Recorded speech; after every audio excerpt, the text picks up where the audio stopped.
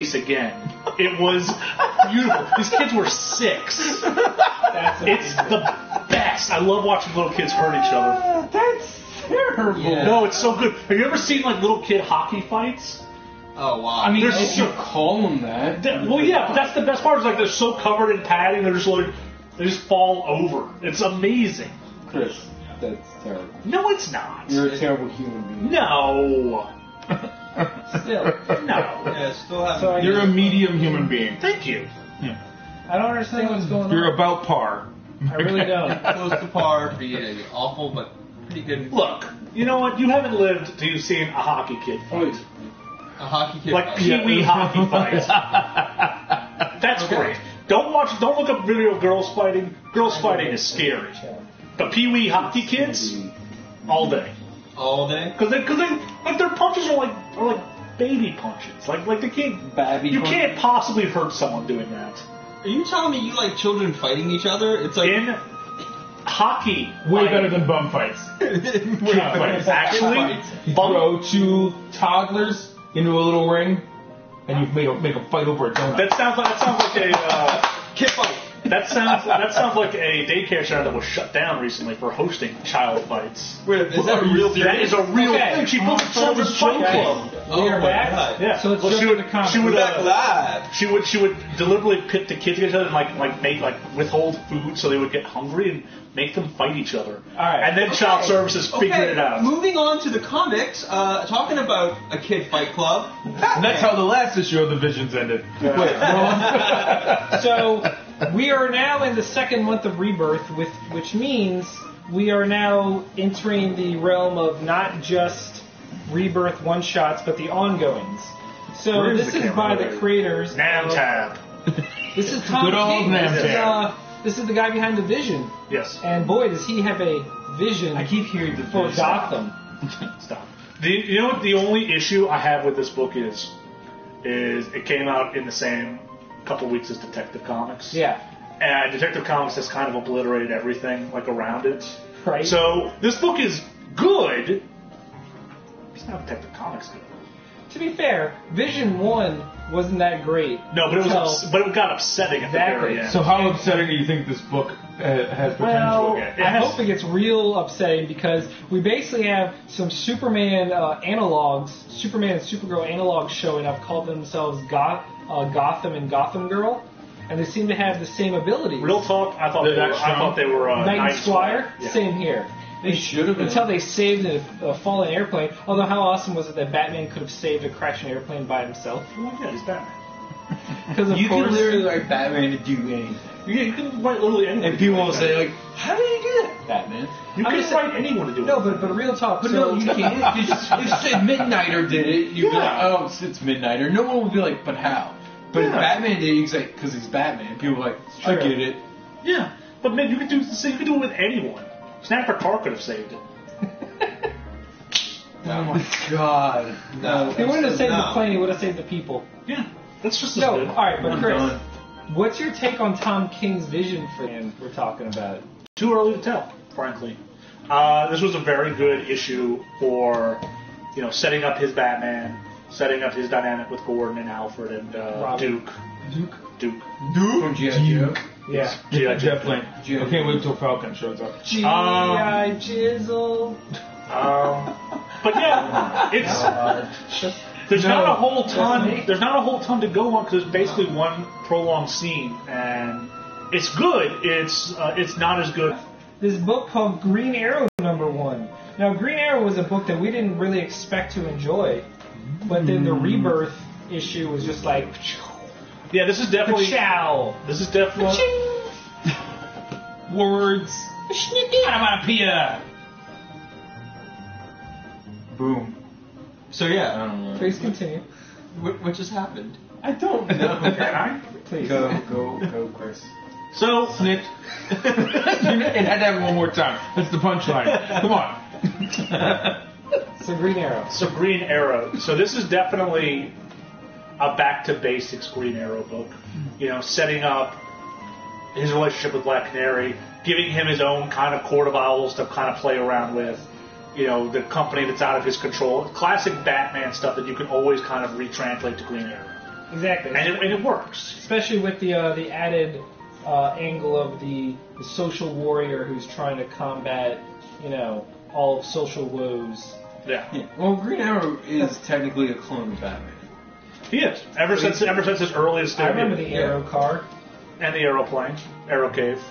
Sidekick. Was it Aeroplane? Arrow? That was so Yeah. stupid. Come on. It was a plane in the shape of an arrow. That was No, That this was can't the be a, 50s. Oh, that was that can't be a real. That was earlier than that. By the 70s, he was traveling with Green Lantern I gotta see this. I gotta look and up the fighting Arrow. racism. But for some Yeah. reason, I can't find the chat. Apparently, the internet, we keep cutting out periodically, but we're still streaming. Okay. The video keeps cutting out? Yeah. I don't know what happens. Yeah, what's Well, that? all right. What's that? That's the actual YouTube You know what? I'm just problem. telling you what I heard. I don't care. That's fair. All right, what's next? Next So, book. no, but before you jump, I want to say one thing that I love about this issue, and that's that we get our first glimpse at heroes rediscovering their happiness. Yeah. Oh, With yeah. Green Arrow and Black Canary The being rebirth back together sort of and starting their thematic. relationship. Oh god, Yeah. something bad's gonna happen with that. Well, of course it is.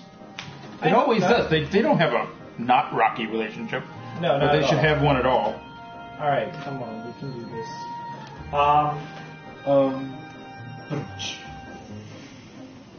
What else do you I got gotta, for it? no, I don't have anything. I gotta say though, Oliver Queen's goatee and mustache are very recognizable. Mustache?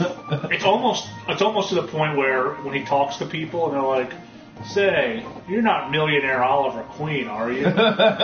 Maybe. That's why I liked it going to. At least it's not curling up at the end. Love the curl. Yeah, but that's preposterous. How do you It not is. know?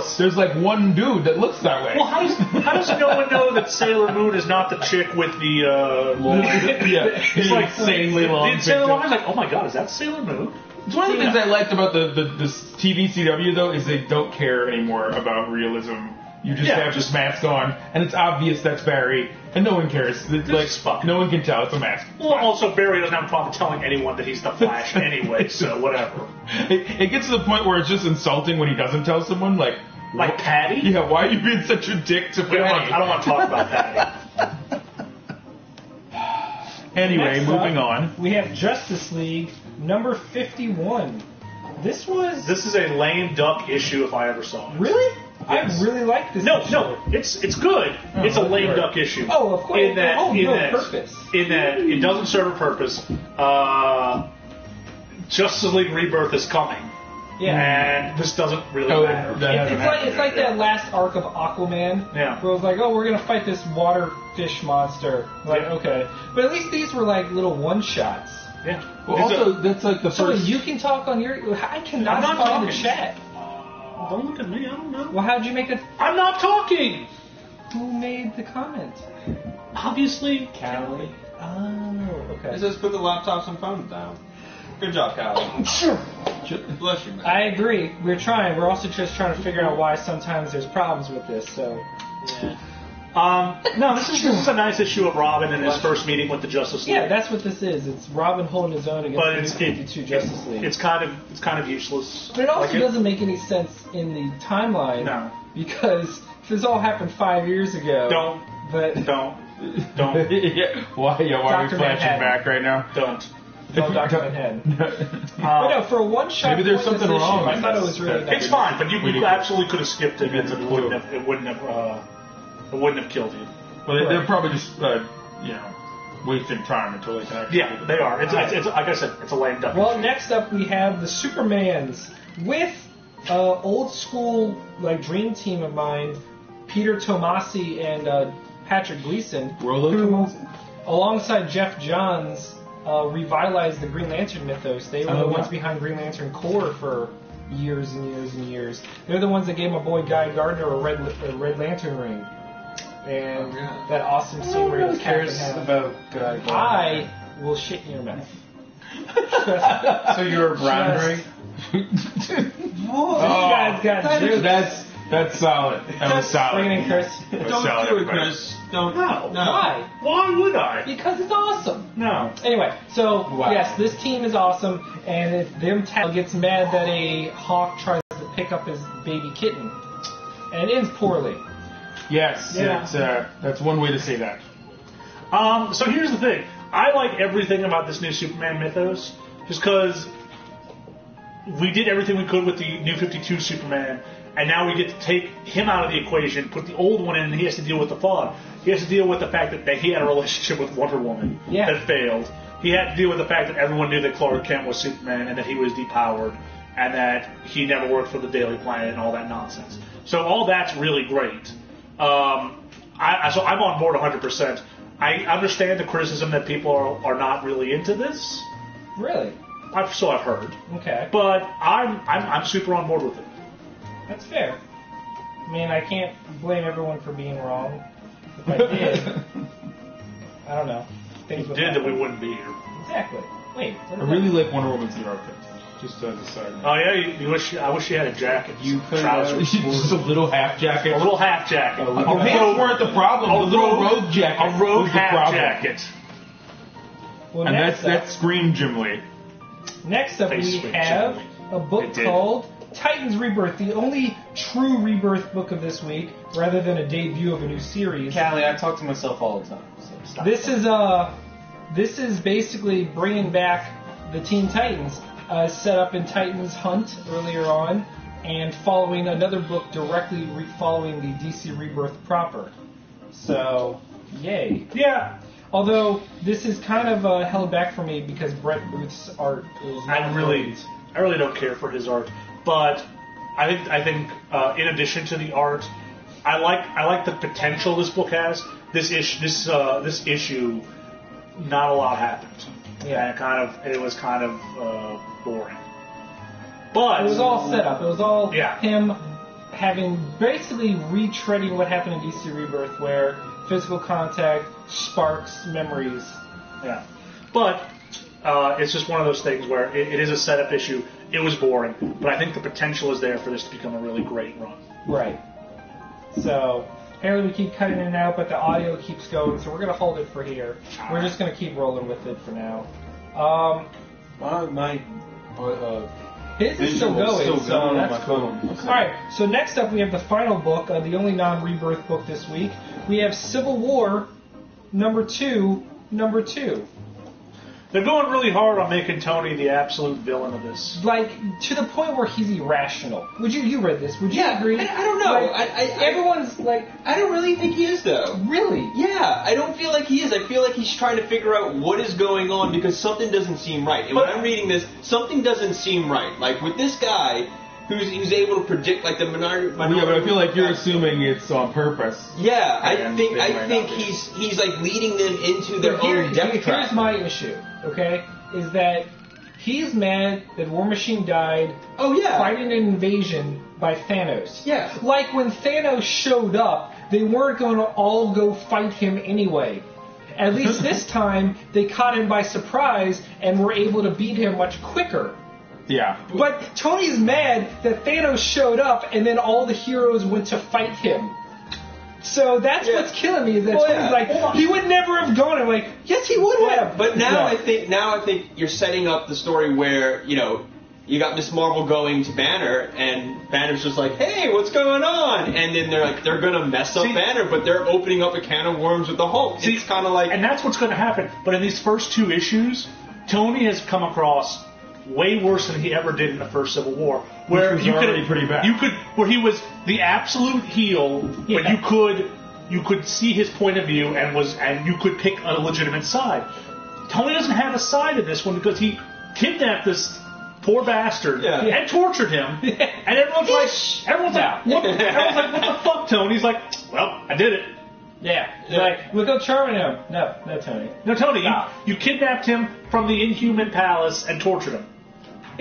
All because your friend died in the line of duty. And doing then what you guys do every day. And then the worst part is he's like, my friend died. He's like, you don't get to be sorry. Motherfucker didn't do anything. He just said, hey, Thanos is going to show up at this time. Yeah. Right. but still He something. didn't say Something War still doesn't Machine feel must right. go with you. Something still doesn't feel right about this whole I haven't been reading this particular run, so Well, good news. You're only in issue 2. yeah. But is it confirmed that they're actually able to change the outcome of this person's vision? Yes, he had a vision of the rogue celestial bursting into their dimension and laying waste to the earth, and they showed up all ready to stop him, and they stopped it, and no one died, and they saved the world. That was issue 1. Yeah. And then, but they were like, "How'd you know that was going to happen?" And we're like, "Oh, it's this guy." And that now it's turned into a Minority Report situation. But it's also one of those things like where if you don't tell Tony and you're like, well, we don't know, we just kind of figured it out, and then it does come out, he's going to be mad anyway. Yeah. So what kills me is that he was fine with it when they first told him.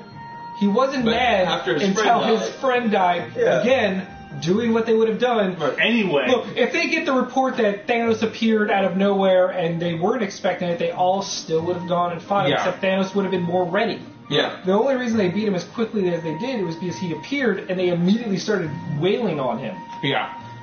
It kind of starts feeling like the false dichotomy. Comic books are full of moral quandaries that, as allegories for stuff in the real world, are balanced. But when you actually look at the reality they're dealing with in the comics, it's not. But like, the mutants should be controlled. Otherwise, that bitch can control the weather by herself. She's just too much of a threat. They're gods. Yeah. Essentially.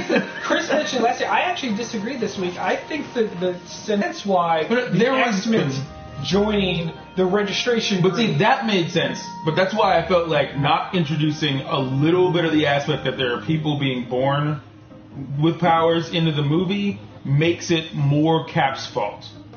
I'm talking about the comic. Yeah, no, I know. But that's what I'm saying. Like, the reason I thought the Civil War movie was slightly less balanced in one way was because without that minority angle to it, or this idea that these people have to expose themselves, Right. then he's really just trying to save Bucky and getting everybody into shit. Yeah. Well, my only one last comment about Civil War 2 is I don't understand what Marvel's doing. They charged $5 for this issue like they've done the other 2 issues. And it's not an increased page count. There's no reason for the premium it's a price hardcover. tag. It's a hardcover. It's the cover. It's $2 more than a standard book. Yeah.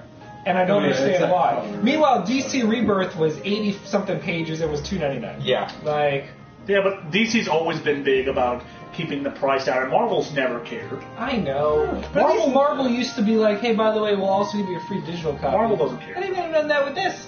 Anyway. Maybe they're let's move paying on. the artists more. Yeah. Still, Well, no, I mean, I feel like some of these guys, like Bendis, is probably getting paid more than anybody else to write a book at this point.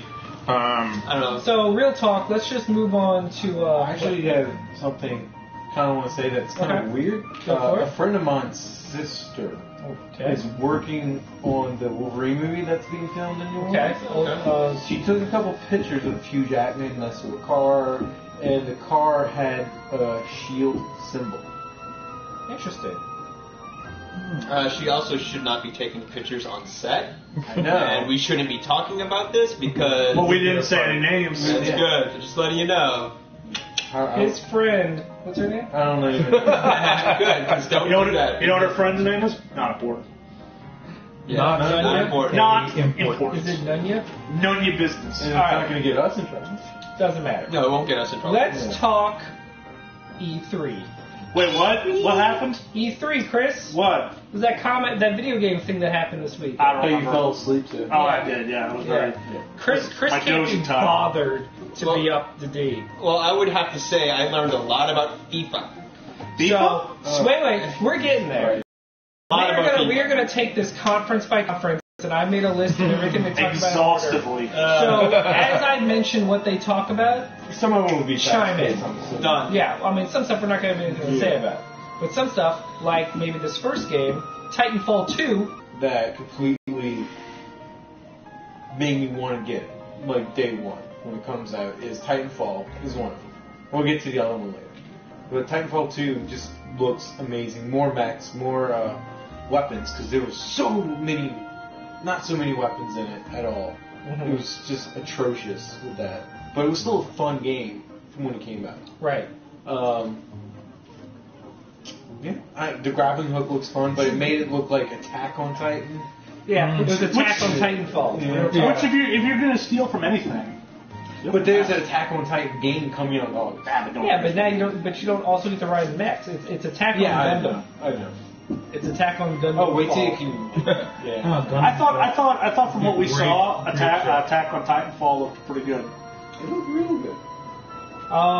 But yeah, I think the multiplayer component was amazing.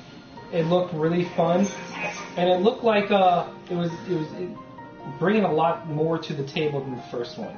Because I don't know about other people, but for me, Titanfall, I quickly grew out of it, and I feel that was the case for most people. So I hope Titanfall 2 has more longevity. Yeah. But they did announce afterwards that all DLC and map packs will be free after launch. Well, that's cool. So that's really cool. I'm very happy about that. I would just like to make the comment that I think there's way too many of these futuristic war PvP battle games coming out.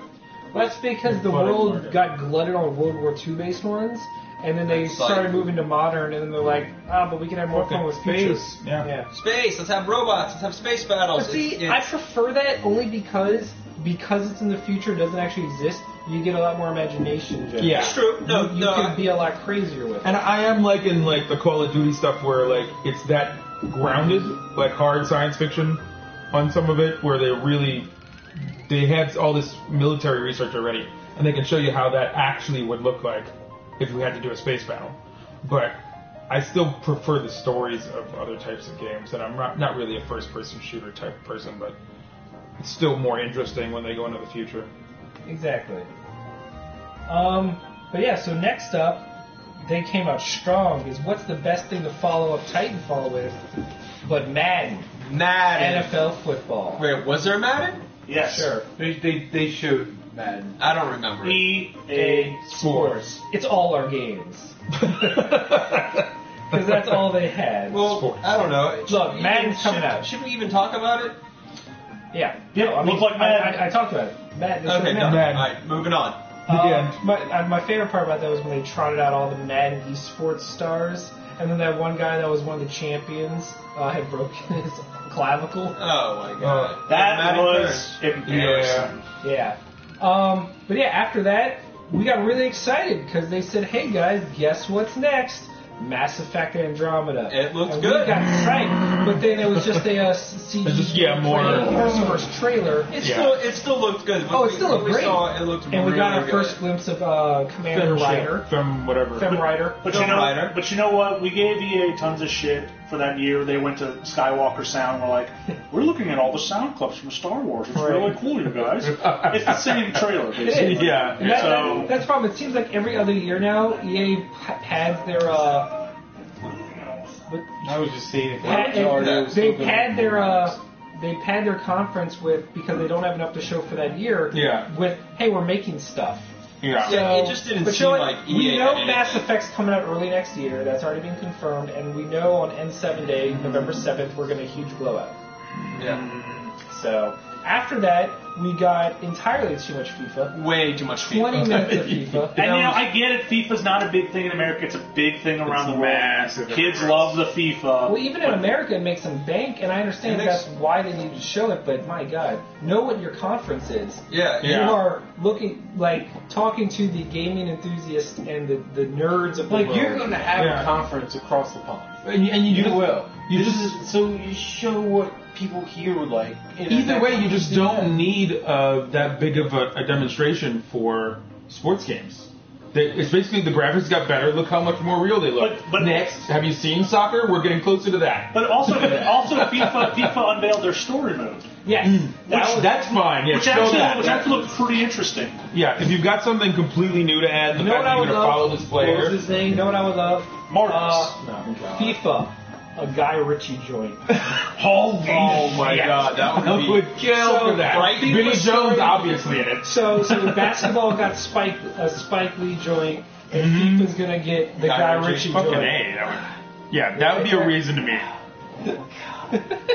All right. So after Forever FIFA, EA unveiled a new initiative called EA Originals, which inspired by last year's Unravel, is going to be like basically their version of indie games. Yeah. Square Enix has a similar program now, where it's these giant publishers reaching out to small indie games, and basically, we think you're going to be a hit, and we want to be your publisher. That type of thing.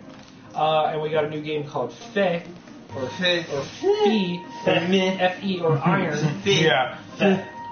And it looks vaguely just like Ocarina inspired, Yeah. but mixed with Limbo. Yeah, it just looks like a game where I can get really, really high and just play it for a few hours and just call it a day. Nope. Okay. It's YouTube. Oh, YouTube.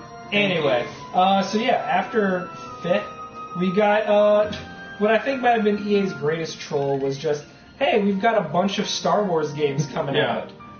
That's it. Here's all the teams. Look at all they're It's making. like, we have 3 Star Wars games coming out. Here's 3 seconds of one of them. Here's It looks awesome. We have a follow-up to Battlefront. There's going to be a new Battlefront game. The actual space combat. that Amy everyone- Hennig from Uncharted's coming over to make a new Star Wars-inspired, like, Uncharted Which looked amazing Oh, for great. 3 seconds. Right. It's Like like, him walking you'll out of see a that in bar. 2018. Yeah. And then they're like, and we have a new mobile game coming out. And then they're like, so cool, bye. And they The walk only out. the only thing that was cool that caught my attention, and that sizzle reel of nothing, was there was a VR X-Wing game that they showed briefly. Yep. And we would not see this till the next day, but it looked very cool. Yeah, because Sony's conference had to. Yes.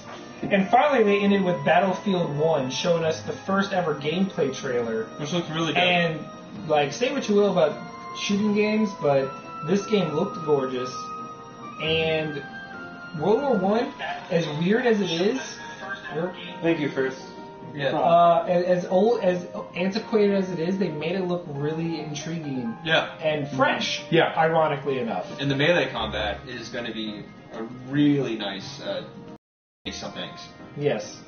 Exactly. It really I is. agree. It's like, you're setting up the snipe, and next thing you know it, someone hits you with a shovel. You're like, oh, okay, that sucks. Yeah. Mustard gas grenade. Mustard grass Yeah. grenade. You get hit in the head with it. And What kills me is that they announced, like, World War I had only a couple of, like, really high-profile countries that really took part. Can you name some of them? oh yeah, I can name. Let's see, France. Nope. Not in this game. You're not getting France unless you pay for the season pass, motherfuckers. What? France, the French army and the French campaign is a DLC exclusive. That's the whole war. Nope. You want to play as the French army? Wait, You have then to buy DLC. It Sorry, feels like you forgot this is EA. you're America. Yeah, but let's go. What? You're about to do a history rant, right? You're having like Oh, 50 Yeah, up no, over here. I'm really angry about this because the whole war took place on the French and German line.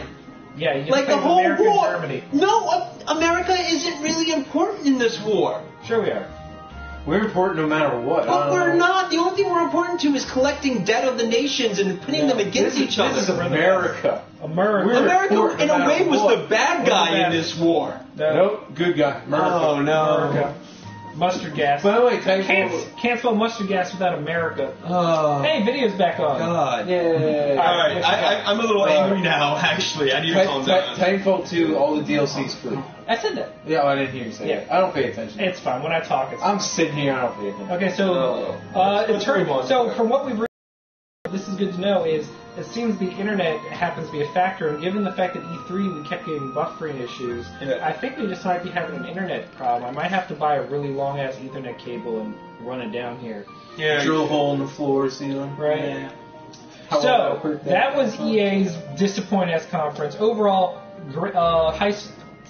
elementary school grade system, C A plus to F minus. F. What do you give EA? D. They get a D. I give it a D minus. D plus.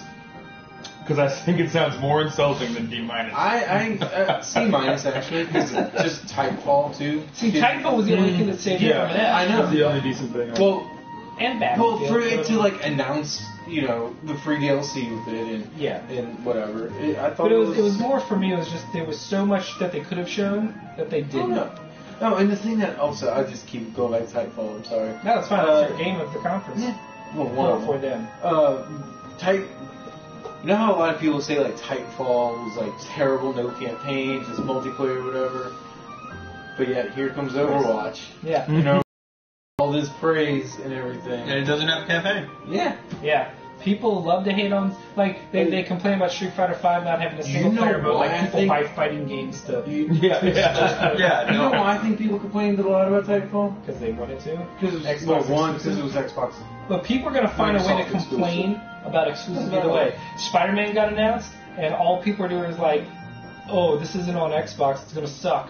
or why isn't this on computer? It's gonna suck. I'm like, guys, that's just how it is on every side of the equation. Yeah. You're always going to have one person be like this, one person be like that. It'll be interesting if people make the same complaints about Titanfall 2 now that it's on everything.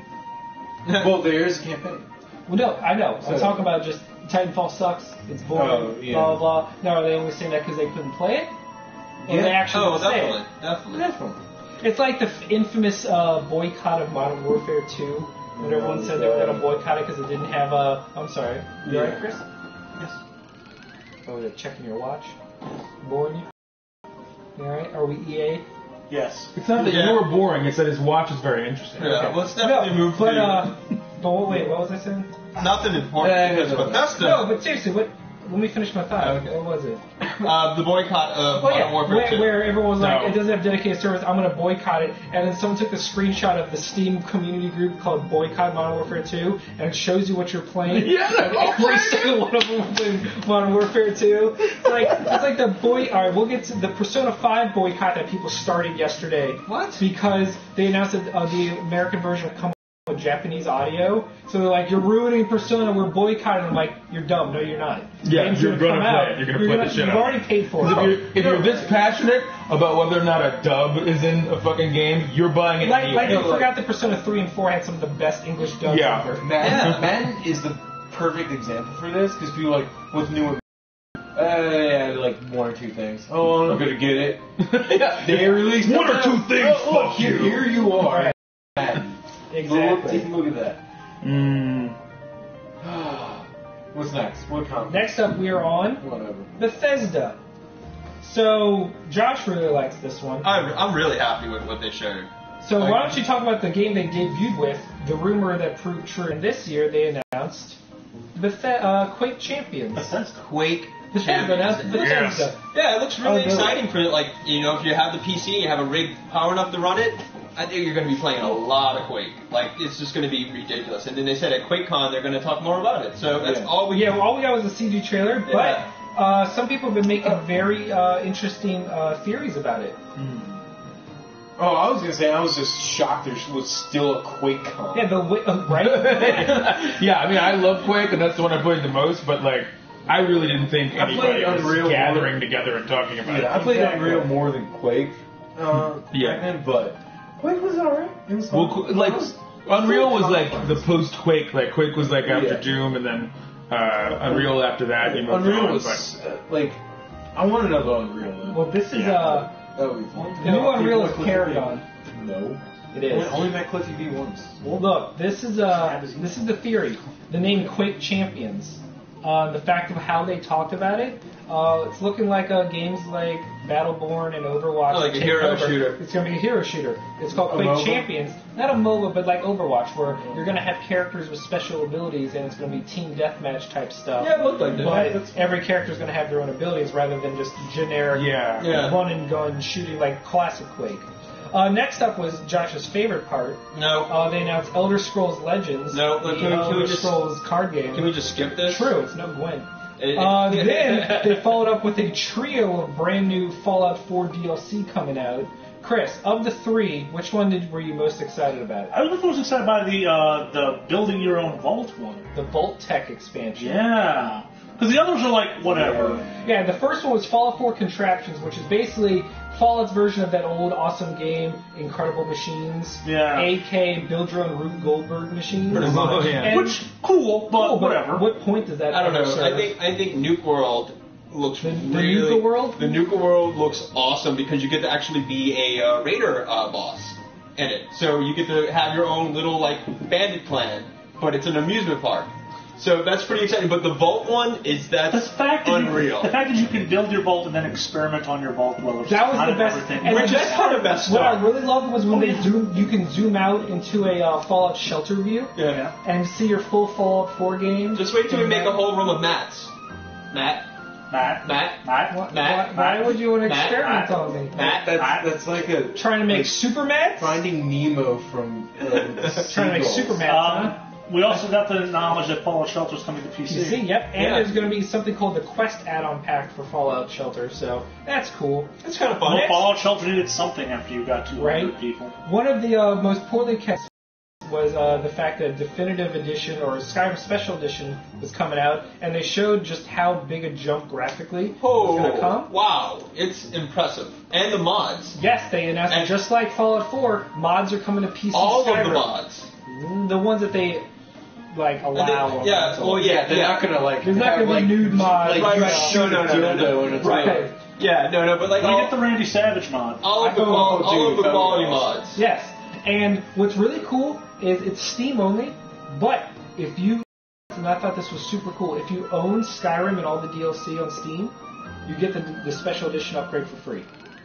Oh, that's awesome. They give you the new game. Well, I'm going to get it for the PS4 because that DLC for Skyrim was amazing. Right? So that's happened. Then, one of the few surprises of the show in general, in which case no one knew what this was when it was coming out. Like, it looked like Dishonored, it looked like Bioshock. We didn't know what we were watching. And this game that had to do with, like, portals and clones and time travel, it looked like a Groundhog Day of sorts. And then they pull out to the title screen, and they brought back Prey. It was amazing. Here's the thing: like we hadn't heard from Prey in so long, and Prey 2 has been almost completely evaporated into the ether. So it could have been literally anything. Yeah. And then just slapping the Prey name on it's very intriguing. And the fact that you can have a little confidence in how the game's going to play and the quality because it's being made by the Dishonored studio. Yeah, which is that's crazy on itself. That's really exciting. So good for them because Arcane Studios was fairly new when Dishonored hit the market. Now they're like under Bethesda's wing. Yeah. And they're being handed the reins to these major properties. Because Prey 2 looked awesome. And now this new Prey looks great too. What? He's pushing. They're just messing with it. Stop being a cat, Chris. Next up, we got the starter info that Doom's having multiplayer add-on content. We knew that. We all knew. We knew that. All their DLC for the season pass was multiplayer. But the cool thing is that you can download the first level of Doom of the game, and that shows me that they realized that the real appeal to Doom, just like the appeal to Wolfenstein, was its amazing single-player campaign. Yeah. And I really hope we get an add-on to that. It's one of those things where the reviews don't do it justice. But if you watch Twitch streams of it and you play it yourself, you understand how amazing it is. Right. Next, Elder Scrolls Online, the Dark Brotherhood expansion's hitting consoles. It already hit it? And they announced one Tamriel, which allows you to play at any point in the game with any person, and you will automatically scale up to their levels. Which is cool. Which is awesome because, look at Division. Yeah. The fact that we couldn't really play with you until we got up to your level, and it hampers the fun of co-oping with your friends. Because if you're not always playing together, then one person's going to pull above the other. And then the sad thing about Division is not as fun anymore because of not being able to play with people. Yeah, and too many people cheating. I mostly say it's like with Division, the most problem is that no multiplayer. The Dark Zone doesn't really do well with multiplayer. Like, if you got all the gear, what's the point? Yeah. It should have something like... but see, the thing is that people wouldn't have had all the gear if they hadn't cheated. Yeah. What kills me is that these are the same... We're getting off on a tangent, but these people are the ones that complain there's no content when they cheated to get all the content. Right. It's like, if I used a Game Genie to skip at the level 99 in an RPG, I'm not going to sit there and complain that it was too easy to level up. Yeah. People are dumb. Then they announced that both Doom and Fallout 4 were coming to VR. Which is interesting. Not playable. The Doom one was just to look around. VR will be playable. Fallout will be playable, yes. I thought they said just tours on the... they said that about Doom, but they said that Fallout will be able to use the VATS in combat and everything. So, they finally ended the show with Dishonored 2, an extended gameplay demo showing off the new powers of the new heroine with the awesome shadow. I just want to power. say, wow. Domino. That domino ability was insane. The domino ability is broken as shit. And I really love that moment where the contraption that lets you see the past or the future and then jump to it at any point in time. Like, so you're in the future and everything's dilapidated. You jump back in time, stab a boss, jump back and forward in time. I'm just impressed with Dishonored. Yeah. It makes me happy. I wasn't too impressed with the first one. This one had me intrigued. I know. And I also announced that if you pre-order it, you get a free copy of Dishonored 1 Definitive Edition. Which is cool. Which I think is always cool. I might impress you with something. if I say it, Sure. if we get to it. Okay. I don't know if they announced something or All right, we'll break it down. All right. So again, let's rate Bethesda. Hey, give him an A. What do you be? I give him a B plus. Yeah, I got a B. Dishonored 2 blew me away. Prey 2 was a huge surprise. They actually Quake was showed a nice stuff. surprise. Also, We said Prey too. Also, somebody screenshotted the beginning of Quake where it looked like they were booting up from DOS. Yeah. And the file There's a said Wolfenstein New Blood, Doom, Quake Champions, and then the name of a new Wolfenstein game. Yeah. So they're thinking that's stealth like. Yeah. I like that. I like that little boot up thing. That was nice. All right. So next up we have Microsoft. You weren't here for this one. I was not. So you probably won't be talking. I was at work. Well, Microsoft had a very good conference because they just pumped out game. No Actually, bullshit. what's really interesting is when you look back at it, they didn't. They had a lot of hardware and like service and But they features. did have a montage of like a bunch of indie Yeah. games that will be coming out. Correct. So it felt like they just wanted to like get to the hardware part. But Yeah, because like, they also had a lot to here's talk this. about. Yeah. And like And they had Crescendo, to they show did it. hit you with a ton of games. Yeah. That is just fact. So they started off with the. But one thing has to be noted is that poor Microsoft, their entire conference got leaked hours before the show, right down to the order that things were going to be talked about. Yeah, so there was really no surprise. And ruined the surprise factor, which is such a big part of these shows. Yeah. They start off with the Xbox Slim, telling us everything about it. $299 for a 500 gig, $399 for a 2 terabyte. It's about half the size. 1 gig is $350. Okay, didn't know that was enough. Yeah, there's 3 of them. It's going to be the white system with an internal power brick. It looks nice. It looks It does- really it good. looks super nice. But- And we'll get to that. And I'm also interested in being 40% smaller. Yeah, I'm interested. And also 4K streaming for movies. So 4K streaming and 4K movies? no, just Or 4K just 4K streaming. streaming movies. They still have not confirmed whether or not it has a 4K Blu-ray player inside. Because I feel like that would jack the price up. We know it can stream video, Yeah. so if you have like 4K content downloaded or something, you can stream it. But of course you need a 4K TV Correct. for it. Next up, they announced something that's going to define the rest of this conference, the Xbox Play Anywhere initiative, which is just like we assumed when they did it with Forza, or when they did it with Gears of War Ultimate, and when they did it with Tomb Raider, when they did it with Dead Rising 3, Rise, and all these other games. Now it's just official. Every game is going to launch day and date on Xbox One and PC with cross-play between the two platforms and Very cross-buy with a catch. It's not Steam. If you get it through the Windows 10 store, you get an Xbox One copy as well. So And vice all these versa. games, Yeah. don't know that for sure.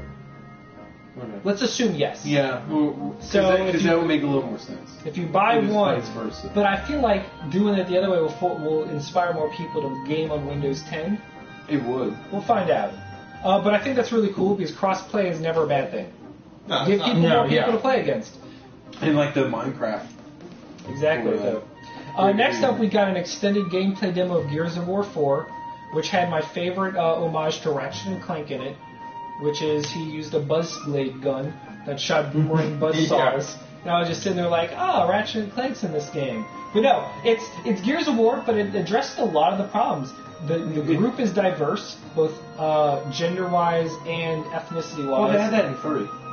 True. No, they had it in Judgment, I thought. No, Arya was in 3. Yeah, True. She was in 3. But what I really liked was the black character didn't come off like a Coltrane stereotype. He was like the smart one. He was the tech guy. Coltrane's the best. Coltrane. And everyone loves Coltrane, but no one's pointing to that as being like great representation of people. Nah. But the gameplay looked There was great. Marcus Phoenix, though. It's true. The graphics looked great. That one scene with the thunderstorm where they're dodging the lightning blasts was really well done. Bunch of new enemies. They're not just recycling the locusts somehow. It looked good? I didn't see this part. Yeah, I mean, it looked good. I mean, it looked like Gears. It didn't look like a huge jump from 360 to Xbox One graphics, but it's the little things like the particles and just the environment around it. Like the moments where the windstorm picked up. So it looked pretty. Yeah. Yeah. Next up, we got the non-star announcement that General Ram from Gears of War is going to be the newest character on Killer Instinct. This is pretty much Smash Brothers for Oh yeah, Xbox. it's 100% their Smash Woo, Brothers. General Ram! We got General Ram, we got the Arbiter, and we got Rash. You know what it reads like? It's Microsoft's B team.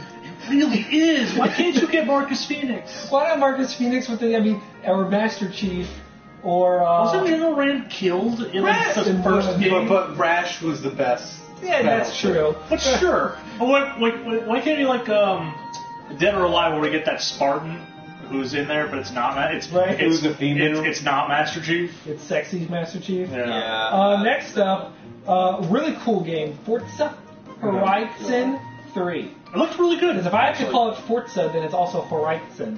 Whatever. 4-player drop-in, drop-out co-op anywhere, and they demoed it in the best way possible. One person was playing on the PC, one person was playing on Xbox One, one person was playing on an Xbox Slim, and one person was playing on that giant Xbox, on the PC like rig where you're in the car, like the giant seat that has gyroscopes in it. And they all were playing together simultaneously, like drop-in, drop-out, seamless co-op. And I mean, I'm not a world's great big fan of racing games, Yeah, but this right. takes place in an open world Australia where you can just kind of race wherever with all the different types of vehicles. So you have like off-road, like sports cars, whatever. I mean, Forza's never going to be my favorite franchise, but I personally think it's going to blow the new Gran Turismo out of the water. Only because it feels so fresh and different, the Horizon series, versus the Gran Turismo standard race around a track style gameplay. Well, that's why everyone likes the Horizon series better. Yeah, because they're open world games. Then you get the traditional Forza, and I'm just driving in a circle, guys. Well, you actually do have people who prefer that. And The people, purists. Yeah, the purists. Europeans prefer that. Yes. And that's why Drive Club is a 5 million seller right now. Which because that Europe game- loves the game now is phenomenal. It's the game that launched. Ignore that. Just look. Okay. But yeah, like people here love sandbox games, open world so much. They do.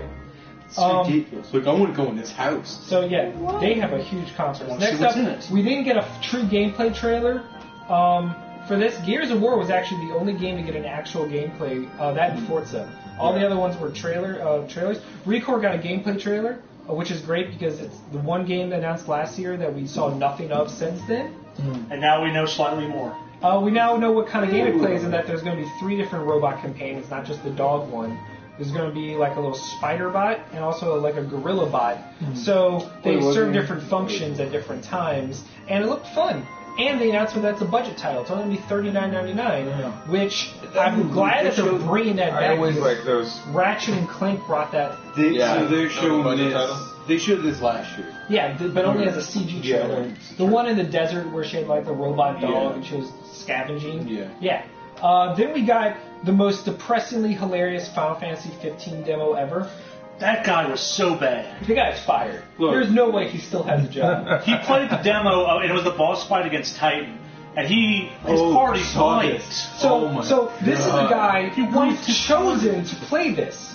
So you clearly had to prove that you knew what you were doing. Yeah. You're on a stage in front of millions of people worldwide showing off one of the biggest upcoming games, one of the most anticipated games, 10 years in the making, and you made this epic boss battle look utterly boring. It made the game look terrible. Yeah. Because he kept mistiming the dodges and getting hit. He wiped his team.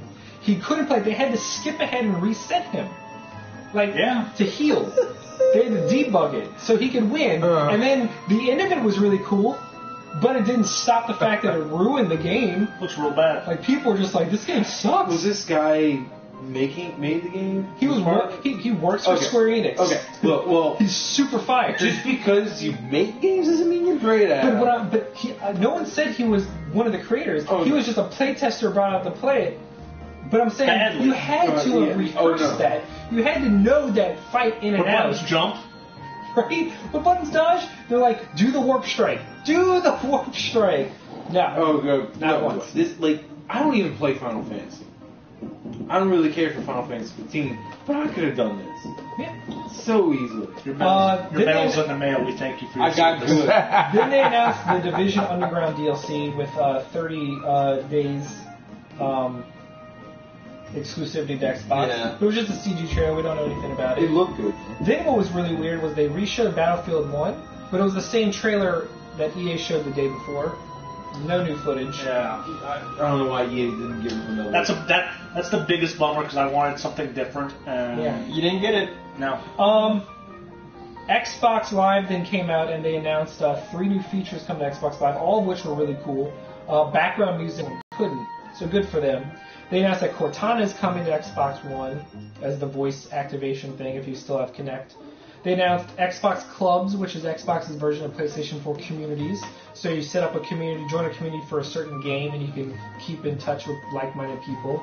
One of my favorite things is the Looking for Group mode, which if you jump into a game and want to find a party but your friends aren't on, you go join Looking for Group, and like an MMO, it pairs you up. It's really going to help out the achievement hunters. Yeah. Yes, it will.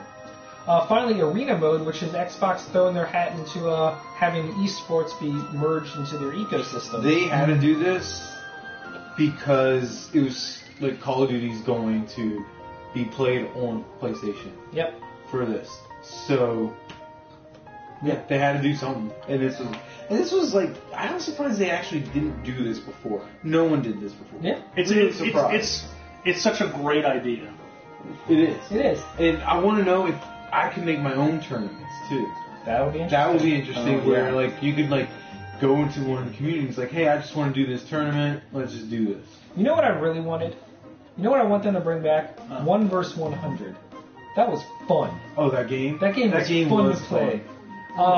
Next up, Microsoft came out and announced Minecraft VR plus with crossplay. Oh, so much for HoloLens. Yeah, that was basically them saying, like, remember when they debuted HoloLens with Minecraft?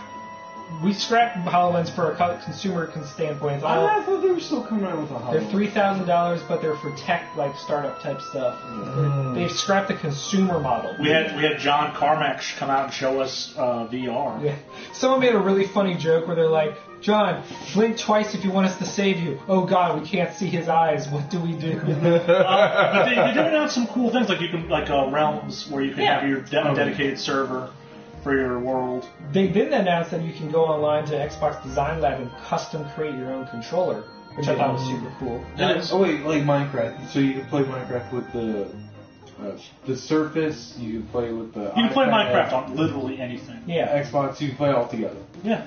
So my is awesome. thing's dying. Yeah, especially if you can have the realm, like if we built the NOLA nerd world, Yeah. like you could all jump in at your leisure and build a house or whatever you're doing. Mike. Whatever people do at my Whatever they do. So next Build up, a building that looks like a penis. Whatever. Well, that's definitely something that's That's happening. cool. Scott, I know. that's the internet.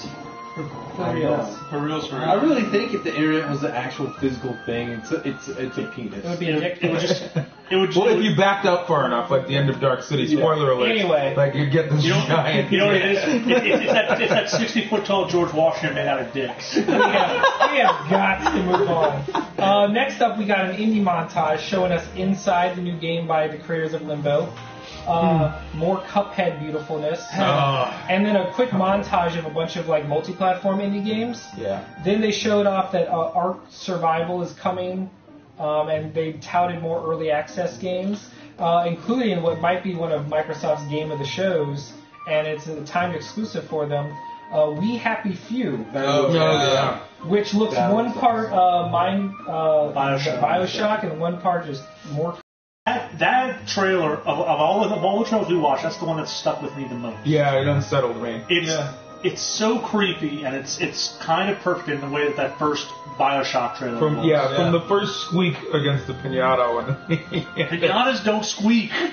Yeah. They've never squeaked. Yeah, we learned that. it was reminiscent of first Bioshock.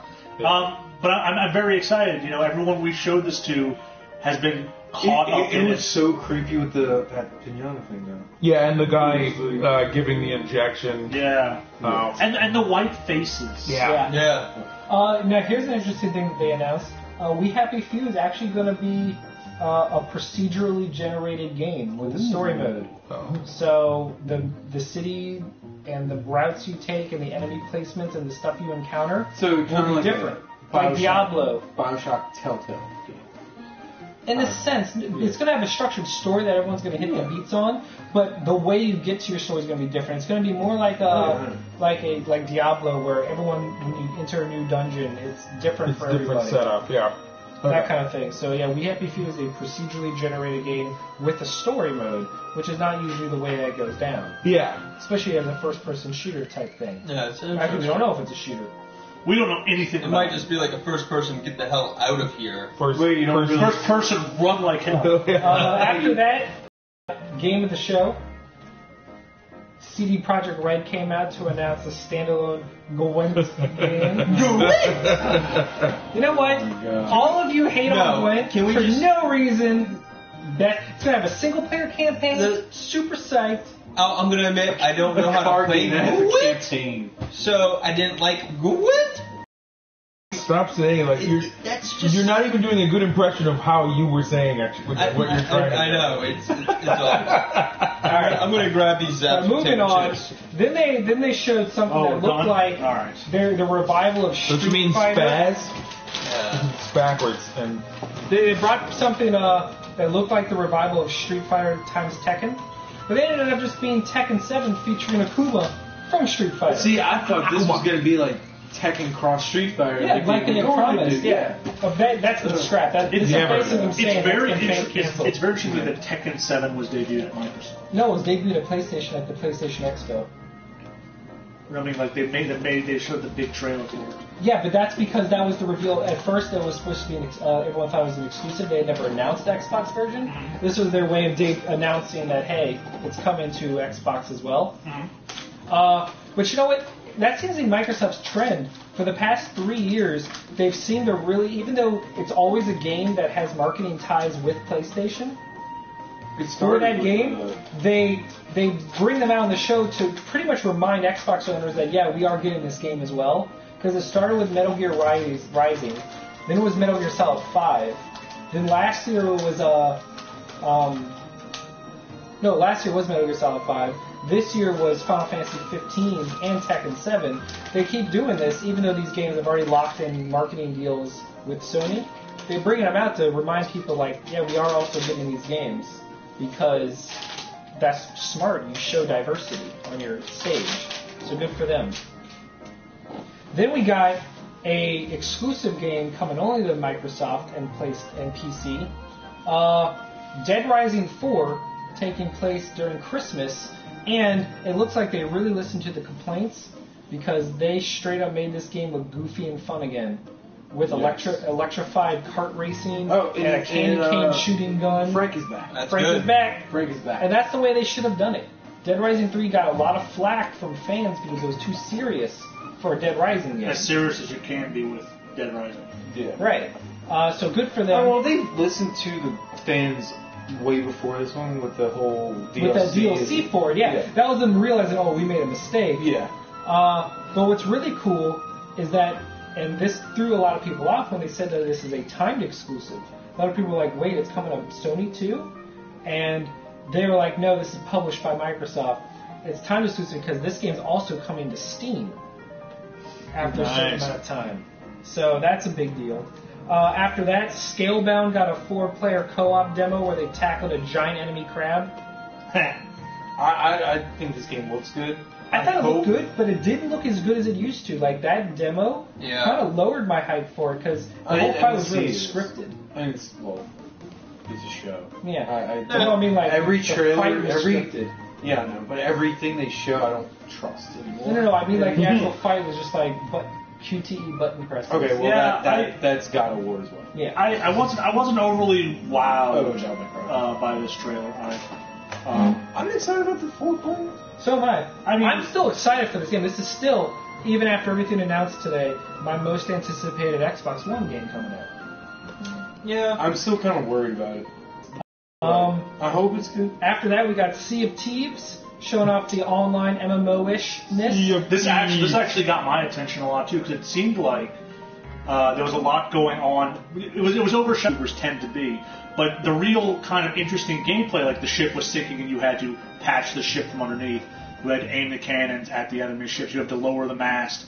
the person piloting the boat can't see, so you need someone on the crow's nest to direct you. Nice. There's a lot of really interesting mechanics going on there, which was overshadowed by And the you know what I think will presentation. be what this reminds me of? Remember that PC game where you're trying to defuse a bomb? Oh, yeah. And it's one person reading the manual Yeah. and people doing it? Yeah. That's what Sea of Thieves reminds me of. This really strong MMO co-op style thing.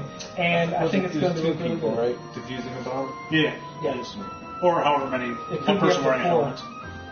But I think it looks really cool, and I think it shows Rare coming into form again. We hope. So after that, we got State of Decay 2. It was just a CG trailer.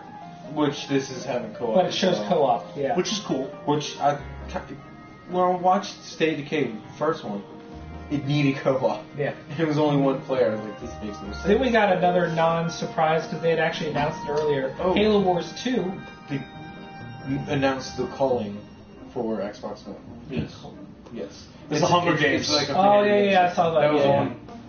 Oh, the the beta's calling That or was the culling? one- Culling. That was one of the indie early access Which games. the beta's been up for was up for PC. Speaking of betas, Halo Wars 2 got a beta that started that day. So, Yeah. Halo Wars 2 going on. Don't care about RTS. This is interesting because it's coming to PC as well. But if with crossplay, how are they going to balance it for an RTS with console controllers versus keyboard and mouse? I guess I didn't think that through. It's going to be interesting. But again, Halo Wars is probably like the simplest RTS that's available, so I can't imagine you get too much of a boost of playing on Windows 10. Another cool thing was when you pre-order Halo Wars 2, you get the original Halo Wars Definitive Edition. They're remastering Halo Wars and packing it in with Halo Wars 2. Cool. That's fun. That's always good. Yeah. Finally, they ended with Project Scorpio, which is the code name for what might as well be the next generation of Xbox, with full backwards compatibility, 6 teraflops of power, which it sounds a lot of power. but it basically puts it on par right now with a high-end PC, like an ultra-setting PC. Or teraflops, It's designed for 4K gaming. There's been a lot of conflicting messaging over that. There will not be Scorpio exclusive games. They said. They could be features, Yes. but not exclusive. And it'll be fully backwards compatible with all Xbox One stuff. Their version of the Neo just way more powerful. There's no point in getting the Slim. That's what people were surprised So by. They're like, when why would you announce in the same conference, start off with one thing and then end with something that would make people not want to get your new thing? Because now people are like, because they said unequivocally, this is going to be pricey, that we are selling this at a premium because this is a premium I hear experience. it's going to be 400. The Scorpio? No, like 450. No, they're claiming 500 or I more. don't think that. Yeah, I don't that's know. what Phil Spencer hinted at. He's based on the, well, he can't flat out say it. If it's 400, it's going to sell like hotcakes. I'm betting $499.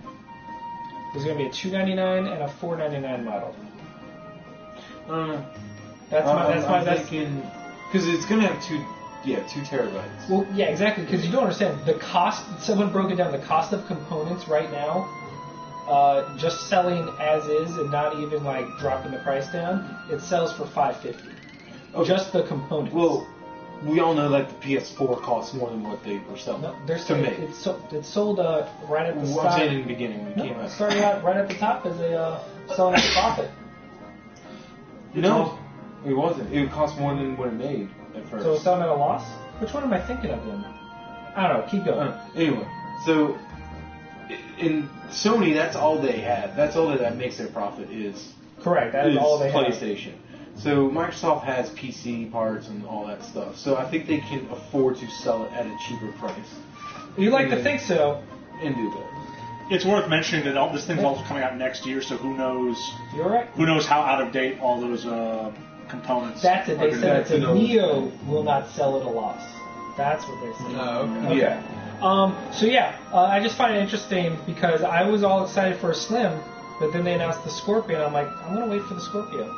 I'm probably not going to get 4K TV anytime soon, so... That's the thing. Phil Spencer said in an announcement that if you don't have a 4K TV, Scorpio does nothing for you. It is a system for 4K. You can still play it on your... Yeah, but he said there's no Yeah. point of buying a Scorpio if you don't have a 4K TV. It's just Unless an you're Xbox planning One. on getting one, Right. then you could get it when it comes out if you don't have an Xbox One right now. But his quote was, it offers you nothing unless you have a 4K TV. Yeah. And at that point, you're paying for a more expensive Xbox One. Well, if you're going to get it that year, you buy the Scorpio. If you're going to plan on getting a 4K TV within like a couple months, get it. If not, don't worry Yes. about it. I'm paying attention. Calm down. So, moving on, let's rate Microsoft's show and move on to the next show. So, what do you grade Microsoft? Like a B+. A-. See, I'm torn between A+ and B-. I want to give it a B+ because a lot of its surprises were leaked and it lost that wow factor. But it also was just a really solid show, and I feel like it was really good. But a lot of these games that are announced at this E3 for all conferences, pretty much we know almost all about them. Not because of leaks, but majority of they were already announced at a certain time. At last year's. Yeah. So Like, that's why this conference didn't have a the surprising wow amount of games from both Microsoft and Sony were games announced at last year that this year got gameplay for. Yeah. And so just to go down Microsoft's list, the games that were unveiled last year were Gears of War 4, ReCore, Scalebound, Sea of Thieves, and Halo Wars 2. Was not shown at E3 last year, but was announced last year. Surprising, this was shocking, a no-show at E3 in all forms was Crackdown 3. That's true. Which was supposed to come out this summer. Well, it either means that things are going very badly They on it. have now officially pushed it back to 2017. Yeah, I think things are going bad with the cloud. Well, so let's move on. We got Ubisoft, which I think was much better than EA's. Oh, much far. better. Even though they decided to start off with Just Dance. Ubisoft was frustrating because it was good, but it was also large patches of nothing. Well, alright, for you, one of the best parts of the conference did nothing for you, so I feel like that impacted you a little bit. Oh, the South Park game. Yes. Yeah. What? I don't know. So yeah, Just Dance, smart of them to get it out of the way from the get-go. But that was fun. I have to say, if I can give the ranking for this conference, I would have to say it was a 4 out of 5 dancing giraffes.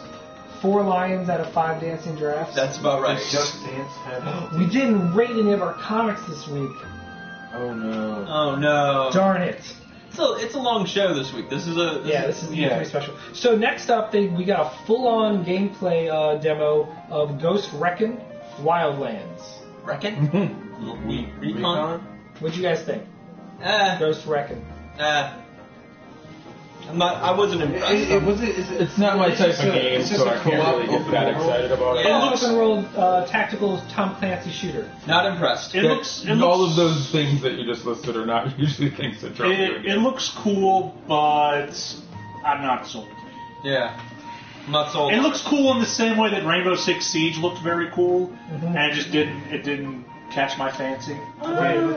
So I'm thinking the same thing. Okay. I don't know. I hate being the only one that's ever excited for stuff. Damn it. Especially, what kills me is when I'm the only one excited for co-op games.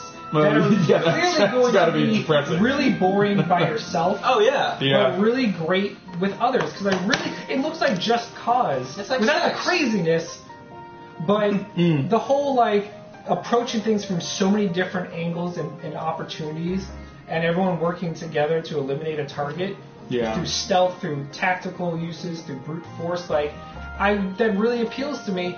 But if you don't have friends to play with, it's garbage. Yeah, I just think it's not going to play out the way everyone expected, like how they're expecting the players are going to play it, because everyone's just going to run in, guns a-blazing, call it a day. People are going to be like, why are you doing stealth? I don't know. I've been yelling out stealth the whole time. That was hilarious. Stealth! The player playing the game yelled out, stealth! And it killed someone in stealth. Really loud. With like no suppressor. Yeah, it's like, that's not stealth, And then guys. use the suppressor like 3 minutes later. Yeah, it's like, why didn't you use the suppressor? It's going to be a frustrating That was game. Ghost. I really...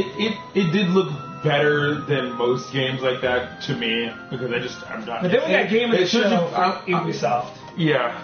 The South Park, the fractured butthole. And not only was it I'm hilarious, surprised they got away with that title. Oh my god. even from the beginning, when the It's a intro tradition. trailer Big long made it look cut. like a standard Tom Clancy, like Oh, counter that espionage, opening. like Is this an industrial RPG? thing. Yes, Like it's a those- sequel to Stick of Truth. And then it pulls out its cartoning. And Chris, actually, why don't you explain this game because I know how much you love South Park. It's Civil War, but for South Park. With the Coon and friends. Okay, so good job. Good job, Chris. But no. So just like the last game played off the episodes where they spoofed Lord of the Rings and Game of Thrones and everything. Yeah. And this game, the kids have decided fantasy they're done with. It takes place 1 week after, so you're still the new kid and you're wearing your crown because you were crowned king. And now they're like, we're playing superheroes. What are you doing? Why are you just like a king, you You idiot? nerd. And so they're all their superhero personas from the 2-part Mysterion episode. Which is one of the best.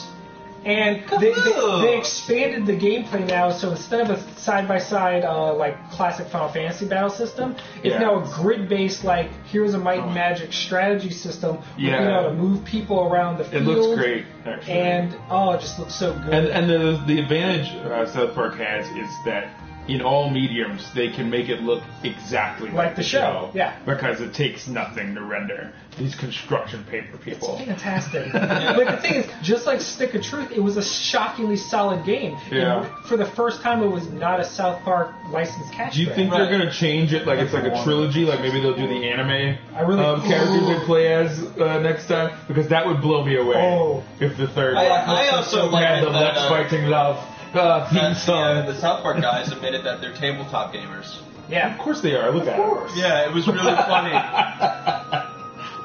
Oh man. And it's great that they're so much a part of If only they could the introduce video game commentary tracks. Oh, Because them that getting drunk on would be a funny idea while you're playing You're the talking game. about the they're having Cannibal the commentary. musical thing. Yeah. It's amazing.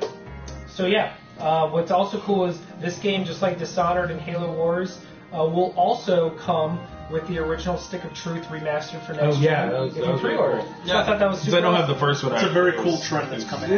This trend of like nothing but remasters. But 3 remasters. I like remasters though. Well, at least I like when you Good get the ones. previous one with your purchase of the sequel or something Right. like that. I think that's a great idea. Yeah. Because I jumped on a lot of trains really late. and it Then we just got helps out. another trailer for another Division DLC called Survival. Yeah. But it was just CG, no gameplay, no announcement of what's different. Moving on. Then we got a series of 2 VR games, one no one cared about and one that made Chris sit straight up. Yep. First was Eagle Flight VR, which when they unveiled it last year, looked awesome. It was an eagle simulator game that looked like Assassin's Creed-ish. Then this year they're like, hey, remember that awesome thing? We turned it into a sports game. Yeah. And your bird's it's bird Quidditch. Well, it's also the quintessential not going to demo well, but might be amazing in actual experience. Yeah. And the thing that, to me, like, is the foil for what Sony did later. Right. After that, Chris, why don't you tell us what came next? Star Trek Bridge Crew. Everyone gets VR headsets, and then they control a starship, and it's great. All right, moving on. It's like there was that Starship game that's already out that people have been like networking their laptops. Star and Trek they were Bridge like, Commander. It wasn't, there was another one and it wasn't I know that licensed one, at all. My And favorite. I was like, this is clearly supposed to be a Star Trek game. My favorite comment anyone ever made about this was, what's more difficult than a 40 and 4 computers and 4 Oculus Rifts to play Star Trek? Finding 3 other people that want to play Star Trek. Yeah. Chris, I would play it with you. Yeah. Just like I sucked it up and played the Xbox Star Trek movie game with you. We can get people All together, through because I know at least 2 Star Trek fanatics, 3. So The real fight's going to come. But it's to about determine getting the who's going to be headsets. captain. No, that's a real. you got to take I'm turns, Jordan. right? It's my PlayStation. I'm the captain. But who gets to Matt? You can show up and be the Riker, who's the guy who does nothing but sits there and explains it to someone else. Can I be Oh, the I get to be an internet mansplainer? Can I be the red shirt that just dies? Yes. Yeah, everyone agrees. All right. I wish you guys played that game. After that, we got Good, then after one I of die, the go play biggest something. surprises Yeah, of last year. We got to see full-on the single-player campaign, the surprise announcement. Last year they showed us multiplayer. This year they showed us the campaign for Honor. Oh, yeah. Yeah. Good. Henceforth known as the Zuko game. Honor. Bushido Blade. For Honor. So it seems like a calamity has just thrown all these worlds together. You know what it is? We really didn't need a story. It's We the were talking AAA version of that Project X Zone game, which features like 20 different RPG properties. Yeah. They're like, we came up with a story to explain why they're all together. It's like Bushido Why? Blade riffs. Like, Yeah. you just fucking... You didn't need a story. They But it could have looks literally so just good. showed up. There are two cool things that I caught my attention. Number one is the very simple block and attack mechanic, which I think the simpler it is, the better it's going to play out in the long term. And I think that looked really cool. Number two is the fact that the boss fight was not an overly drawn out thing. He killed the boss pretty easily. Yeah. He's like Bushido. Blade. It was tough, but he landed a critical hit and the guy dropped dead. Which is how Which is fights how it work. should work. Which I would rather than having like 10 hits and then he changes stance and it becomes unbeatable. like a generic game boss. Yeah. Well, also another thing I want to point out was the contextual where you are in your environment kills. Mhm. Like when Yeah. you slam the guy Oh, when with you the slam shield the guy or even the off boss the when you push ran edge. him into the ledge Yeah. and like wailed on him for a bit. I Everything think it's going to be really cool. It's all the best things about Yeah. Bushido Blade, but they're kept But interesting. here's the biggest problem, Comes out on Valentine's Day, which is the same day as Persona 5. which is also the same day as Valentine's Day. And also, Valentine's Day matters at all. But there's going to be, we have to both say that. Yeah. Valentine's Day matters. Comment section. We love Valentine's Day. It's going to be so important. But really, Persona 5 and For Honor, you know, if you're looking for some gifts. After that, And I totally can't play that. after that, we got a sequel to Grow Home, the indie game about Grow Up. growing up, and it's called Grow Up. So that's cool. After that, we got the craziest thing not called South Park, Trials of the Blood Dragon. Yes! Yeah, that was. Merging Combo Far games. Cry Yeah. Blood Dragon And I love it, they were like- Trials Future. Game is available now. Can we get more merge games? So I was with them until they mentioned Trials. Yeah, That was 'cause kind of the downer. apparently our friends got it and they love it. It's super fun, but I'm not big on Trials games, so we'll see. Yeah, but it's still. I would like. It just I don't seemed fun. And then it was one of those awesome surprises that I love at conferences where they're like, and it's available now. Yeah. Like, And then what's after the that, Road Warrior? we got the biggest misstep. We got Ubisoft's FIFA moment. Oh. They brought out the director of the Assassin's Creed movie. Yeah, I they didn't had. actually. I really did. Oh, come on. They had to. That would have been a misstep on their part to not use up as much I time as know, they could but- promoting this film. I think it's interesting they didn't even talk about the next Assassin's Creed at all. Yeah, they're saving that for next it's year. all Not movie. even- not even The like movie a is the teaser. next Assassin's Creed. The movie does. I saw the. It is trailer. continuity. looks It's pretty not nice. something does. that happened in the game, which I think might make it the first successful video game movie, just because it's not trying to adapt And a Michael video game Fassbender story. is really And excited. Fassbender has yet to put in a bad performance, even in So two more lame duck things. movies. Yeah. Two more things for Ubisoft because they had one of the longest conferences. Watch Dogs 2 got a full-on gameplay trailer, which one thing I really love, and it's why the new Deus Ex games I love so much, just games like this. Anytime you can tell me I can play the entire game non-lethally, Oh, Yeah. yeah. super excited. Yeah. Very Whether you excited. can stealth through the whole game or use the baton and Sounds taser. boring. Yeah. You can stealth through the whole game if you want, or go through the whole game non-lethally. It's more like Metal difficult. Gear playing the whole game with the trank. Yeah. Or Deus Ex playing the whole game with the trank. I like that because so many other games you can just go on rampages and kill everybody. What I loved about Watch Dogs was trying to get through scenarios undiscovered. Yeah. Yeah.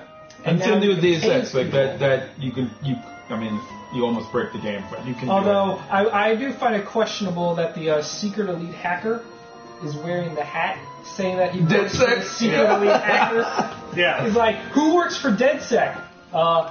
Don't look at my hat. Nobody that says here DedSec. make America DedSec The again. only thing I would say is that casting such a young protagonist and giving him the ability to fire off weaponry is a little reality breaking because when he starts hitting triple-digit body counts, like it doesn't become believable. But I believe more that he would rig Tony Stark style gadgets to take out enemies. Which you can do both. And the taser, I like the little remote RC car or whatever. Yeah.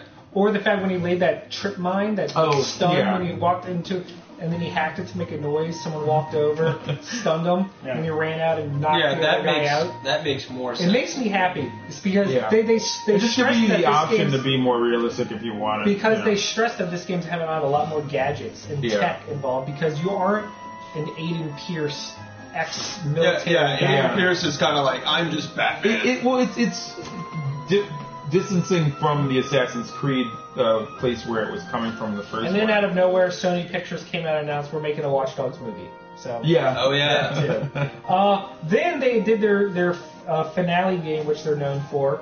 Except this time it wasn't a Tom Clancy Siege or a Tom Clancy's The Division or a Tom Clancy's Ghost Recon Wildlands or a Watch Dogs. This was Steep.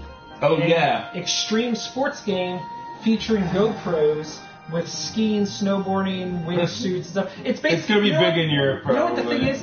It's not what we expected, but you know what game was crazy fun? SSX. Yeah. So. And was this game going to be VR? Because that seemed like the reason you'd have it is VR, and they didn't say anything about that. So, it wasn't what we were expecting, but, sometimes you got to be different. What score do you give Ubisoft? I didn't see it. So.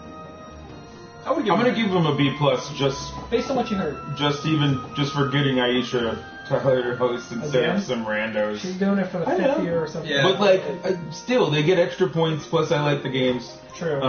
Because everybody else has these amateurs coming out and talking and can't talk and can't read a teleprompter. True. All right, Chris. B-. Give him a B+. I'm a big fan of South Park. Oh yeah, the South Park. South Park pushed him over. Charles loved Watch Dogs, loved For Honor. Yeah. I was the only one that liked Ghost Recon.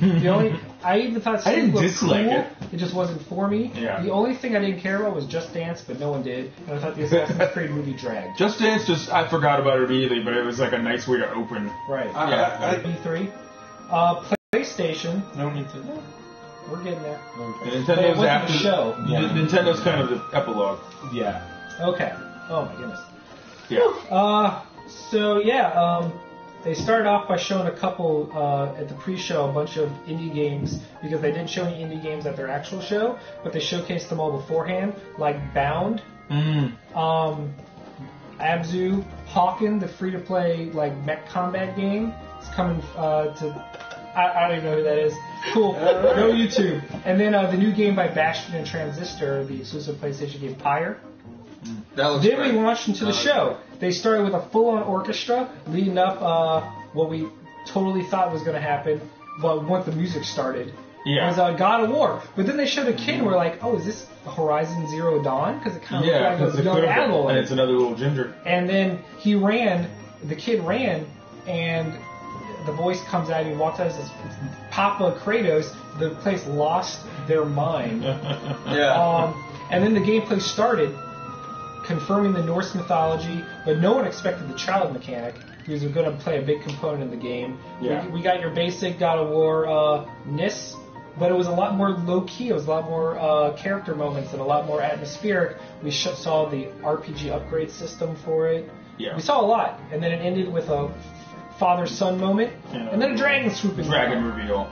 And runes. So, Norse mythology this time has been confirmed. You know what I'm excited for? God of War 7, when he takes out the Egyptians. Just throw that out there. Do you think God of War is just Sony Santa Monica is just copying that guy that wrote the Percy Jackson books, how he keeps jumping from one pantheon to the next? Probably. I'm actually waiting for the one where he has to kill Jesus at the end. Moving on. Go play Persona 2. An episode of Xena? Go watch Should I take Persona that Lance 2. Longinus? Persona 2's final boss fight was Jesus on the cross. The Japanese can do it. That's why it didn't come to America for like 50 years. The Japanese can do it. After God of War, we launched right into one of my all-time... actually, no, that was coming after that. They showed off Sony Ben's new game, the people that created the Siphon Filter series. Days Gone. Oh, yeah. It's like The Last of Us meets Sons of Force Anarchy. Unleashed Lumpy Face. Yep. Yeah. From Battlestar. No, it looked kind of World War Z too, story-wise. Fast. Right, with Yeah, fast the zombies. zombies. Yeah, what we did, they did confirm this in that gameplay later on. And this fuels the rumor that it was unplanned, because they activated an infinite ammo mod. Oh, in order to keep the play In order going. to keep the 'cause player nobody going, because it's a practiced. survival-based game, Yeah. and he hadn't practiced it. And that So- was a particularly overwhelming scene. Right. But yeah, so Days Gone, it's like Last of Us meets Sons of Anarchy with a little DayZ mixed in. Yeah. You know, so zombie games aren't going anywhere. We got State of Decay 2 and Days It Gone. felt like The Road. I don't know if when it yeah. started, like the Cormac McCarthy movie. So that happened. Then we got Last Guardian with a brand new trailer And with a revamped release graphics. Yeah. The And graphics release date. had been hugely upgraded since last year's show. And a release date, October 25th. Scott, I don't believe it But until I see you're it. right. do you believe Until- Final Fantasy 15 is coming out? Yeah, that I do. So you'll believe 15, but not Last Guardian, which Yeah. took longer. Well, no. Last Guardian. I remember Last Guardian being announced, and then Final Fantasy 13 Versus was come out. Yeah, 13 That Versus was was around- announced at 2005, Yeah. before the PS3 even came out. And Last Oh, Guardian yeah. wasn't until 2007. And 15. Well, 13 Versus became 15. Right, what I'm saying So- is that had a longer dev cycle. Well, no, I'm not talking about 13 Versus. Talking about 15. okay. Because that game. Well, technically, yeah. But, I mean, Point is, but the point we're is, in this a game world- is not coming out. Okay. I won't believe it till I see it. What we do is we When- play it. I'm not gonna play it. I don't It's really not play your- RPGs. it's not your I jam. fast forwarded through it, so Seriously? yeah, why wouldn't What? Watch it? I? No, Okay. Okay. Did you not like Ico or Shadow of the Colossus? no. Oh. Wow. Yeah, that's what this game reminds me of a Well, lot. Like well, Shadow of that's- Colossus and It's the same. It's Team Ico. what else is it? Ico. Monster Ico. Hunter. What? What? Kind of like Monster Hunter. What? What? Because there's a giant monster? Yeah. Okay. Well, that's someone that You have no idea what this game is going to be about. Neither do you. Have you played it? No, Then you don't know what it's about. but I have a feeling it's going to play like their other games. Which makes his earlier point somehow. Yeah. Yeah. So. We looped around. So, Chris, Yeah, I'm it's going like to a buy Christopher you Nolan Last movie Guardian there. for Christmas. Don't. Yeah. I'm working. That'd be awesome. I'm going to open it. I didn't even see this. So. That's fine. But no, if this game comes out, I might actually rent it. You should at least try it, Chris. No. You can still rent things? Yes. Yeah. Give it a shot. I know at the store I work at, I can. Oh, yeah. Are you sure. that like Check against out. new experiences? You know that's not true. I just don't want to play it. What if it turns out to be just another one of those things when you finally break down and play and you're like, oh, damn, I really like it. Then it's one of those things. We'll cross that. I don't think he's bridge. losing any Yeah. sleep. He's not. I'm super not worried, and October's a long way away. Next up, we got Chris. What'd you think of the Horizon Zero Dawn trailer? It's really cool. Horizon? It's really, really cool. I'm glad they showed off a little bit more of The actual gameplay? Yeah, I'm glad they show a With lot. Every With the bit of crafting it that I see And the RPG makes me upgrade happier. system, and how even I like how even random encounters turn into what could be boss fights. Yeah.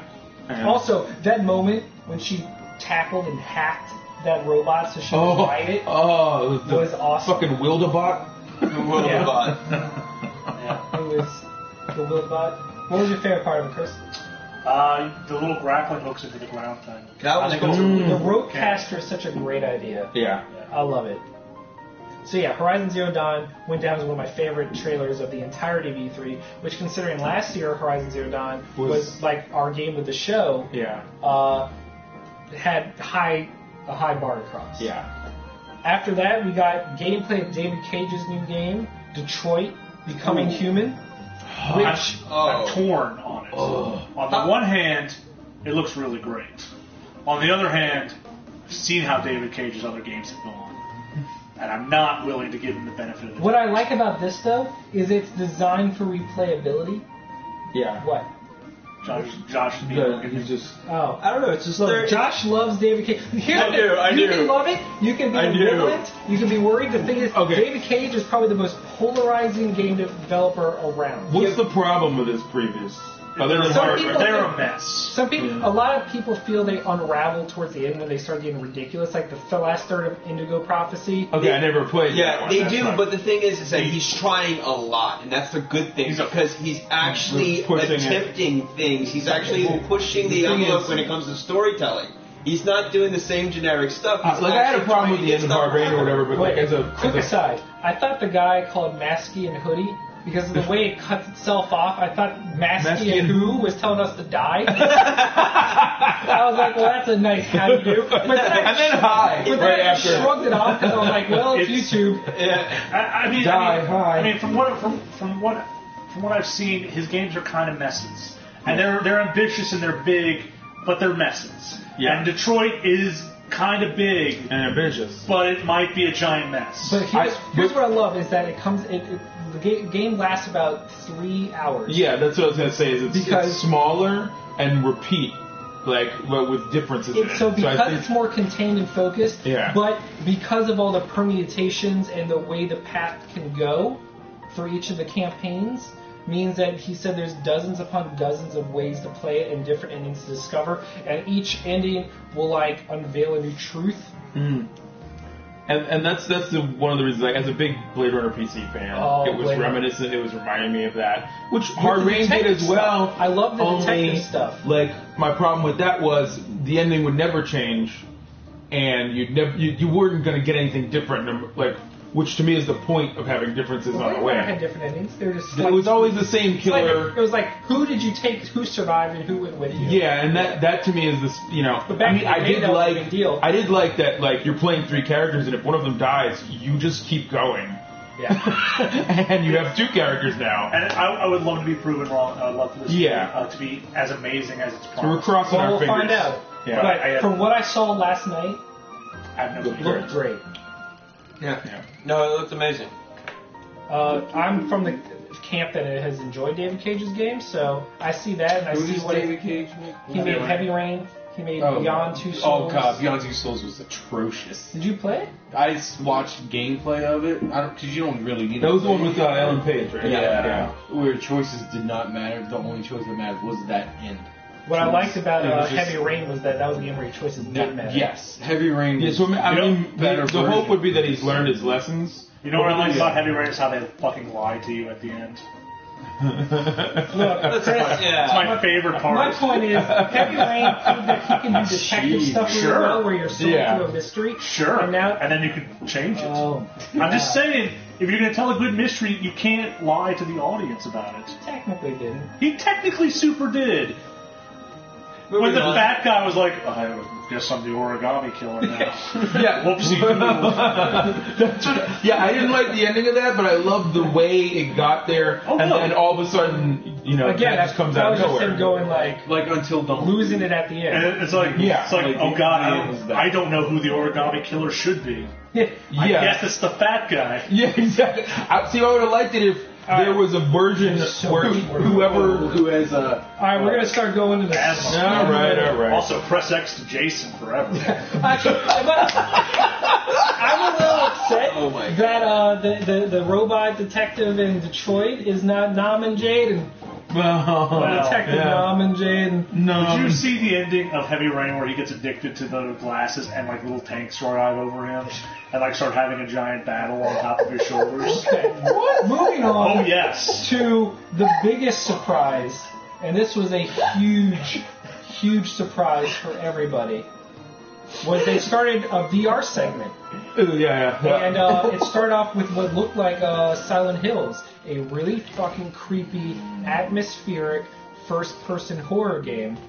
And then it zooms out. On VR or? No, that's what's coming up next. They zoom out, and we're like, it goes Resident Evil 7. Yeah. And then all the rumors that Capcom was bringing it back to its horror roots blew people's mind. Yeah. Then they announced that the PlayStation 4 version can be played entirely in VR. Yeah. Not like a VR like cinematic mode. You can play the entire game in that headset. And my favorite thing has been reactions of people at E3 ripping the headset off, going, Yeah. nope. Yeah, I'm gonna play that game on the toilet just so I don't mess my pants. There's 2 things about this. Number one, I like that it's called Resident Evil Biohazard and Biohazard Resident Evil. Yeah. I appreciate that symmetry. Number 2, if Leon Kennedy's in it, I don't give a damn. He's not, maybe. Well, we don't know. I don't give a damn. No, because this is happening like in Chris, real talk, 1997. you are never going to get this game Never, ever. regardless. Never ever. Yeah. I am very excited about that. But Next yeah, up, need we to wrap it got Farpoint, which is a sci-fi first-person shooter adventure VR game by a first-party studio. Oh yeah, that's the one that sort of looked like it might have been a Mass Effect for half Right, a second. yeah. Then we got the announcement that Rocksteady's making Batman Arkham VR. That's Yeah. cool, which is only VR, or Yeah, it's a VR exclusive Batman. Which I get like you're gonna get to be Batman. That's probably gonna be Neat. yeah. Hands-on from E3 has said it's very good. Just Don't like believe the Don't believe me. just like It's VR. the Star Wars X-wing VR. Yeah, that was the thing. That was the thing that caught my attention, and we finally see it in action. Yeah. Yeah. Then they announced Final Fantasy 15 is going to have a VR mode for PlayStation owners. Oh yeah, it was that one. It was like a fight or something Yeah. that they were doing. Yeah. Then they started playing a game that we thought was another VR game. As a sci-fi shooter, we're like, what is this? Is this Star Wars? Is this... Yeah, what is it? And then we realized that we're just watching an actual trailer for Call of Duty Yeah. Infinite Warfare. That blew my mind. And let me tell you, that trailer was so much better than the reveal. It's way better. That made the game look fun. You know what? I watched that trailer, and I was like half paying attention to the conference. And I caught my attention. I'm like, what the fuck is this? Yeah. Is this Destiny? Is this something else? Oh, it's Went Call of through, Duty like, Infinite 5 Warfare. different things, and there's what like, holy the shit, fuck? this is Call of Duty. Yeah. This is Call of Duty. This is Call of Duty. And it's like when he gets out of the cockpit and gets into the thing This and he is the starts year shooting of the people, I'm like, grappling hook. Yeah. Because Yeah. just like in Titanfall and Spacey shot the grappling hook at that guy and pulled him in. yeah. It looks so interesting, which is something I never thought I'd say about a Call of Duty. I do not like Call of Duties, but I'm interested in this. Of course, I'm a nerd. Then we got one of the conference's best reveals and one of the biggest trolls in the span of 5 seconds. Yeah. Sean Layton came out with what was the coolest thing on stage that looked like the background of Crash Bandicoot, Yeah. and then they made his Music. shadow look like Yeah. Crash. So as he was walking, it was Crash running behind him. Ugh. And he came So out and was good. like, in partnership with Activision, we're making an exclusive remastered trilogy of the first 3 Crash Bandicoot games by Naughty Dog. And also, Remastered from the ground up yeah. for the PlayStation 4. So just like they did Ratchet and Clank. And then they're like, and also like, oh my god, we're getting a brand new mascot platform game. Crash Bandicoot will be in Skylanders. Exclusive for PlayStation. And everyone was like, woo! Right out a little. I hate that they for Skylanders are doing this thing because they did it with Nintendo with the Supercharged. With the Donkey Kong and Bowser. Now Crash is just like no. I'm assuming Xbox You're is just probably not going gonna to get- do Banjo for the next one, Right. And it's going to be like no one wants that. They want another Banjo game. Stop doing this. We get a new Banjo game Well, called Oh Ukulele. my god. Yeah, Yeah, we do. I forgot. What? Fucking stop bringing up ukulele. After that, we got a really weird placement of Lego Star Wars Episode 7. But it was, Like, they it just was kind of fun. shoehorned it in. It was fun. Yeah, I'm just saying. They were like, and then it's coming out in 2 weeks. I'm like, okay, I cool. want the Lego Batman movie game. Then they ended with 2 surprise reveals that blew everyone's mind. Andrew House came out and was like, we have a special guest. And Mother effing Kojima walks on the stage. Like a boss. And when the crowd dies down, finally he goes, I'm back. and he's like, as you know, I've been working on this new game. It's exclusive to PlayStation. I've been working with them. And it's called, he reveals that we get the debut trailer, with which is people like a are already Lynch movie. parsing it for clues. Because just like, remember when The Whale, or whatever it was called? No, it was just called The Phantom Pain. Yeah. And people pieced together the clues that it was Metal Gear Solid 5. Yeah. So everyone's trying to figure out the clues because Kojima trailers are mind fucks. Yeah. This one in particular. And look at what he did with PT. And so then they pulled away and realized that it's Norman Reedus.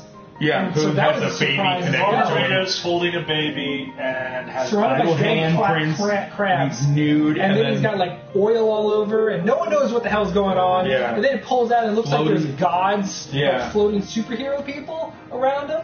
They and we're like, fade out. I don't know what I'm seeing. And then we see the name Death Stranding, Yeah. and people lose their mind because Kojima. Yeah, and Kojima. That's all you need to know. That's Stranding's a really terrible title. If Kojima It did really not is. come out, Yeah. It sounds kind of like the type of thing. If- Someone who doesn't speak. If Kojima did English. not come out and they just show that trailer, people would be like, what the hell am I looking at? And if it wasn't Norman Reedus.